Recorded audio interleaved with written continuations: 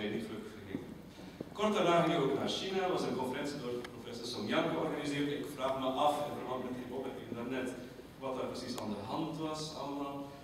Daarna ging hij ook naar met een ander project, het Crisis Management Initiative. Een initiatief van Marty Ahtisaari, die voormalig Fins president en later Nobelprijswinnaar voor de vrede werd.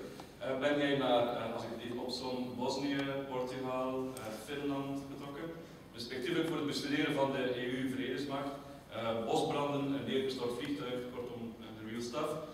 Maar daarna ging je ook nog naar Congo, naar DRC, Democratic Republic of Congo.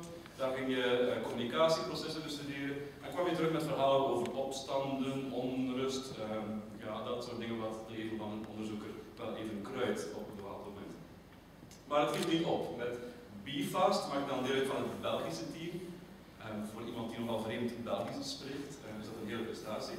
Maar toch namen we dan maar mee naar de oefening in Noorwegen, waar ik een week met het team de oefening doormaakte. Daarna ging je terug iets verder met de UN en OCHA, de Office for the Coordination of Humanitarian Affairs.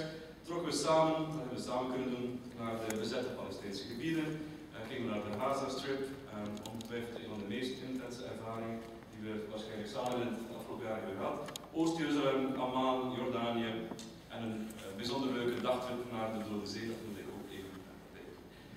Dus alles samen ben je in Europa, Amerika, Afrika, China, Midden-Oosten aan de slag gegaan om data te verzamelen. Ik vermoed dat als sense-making proces dit wel kan tellen.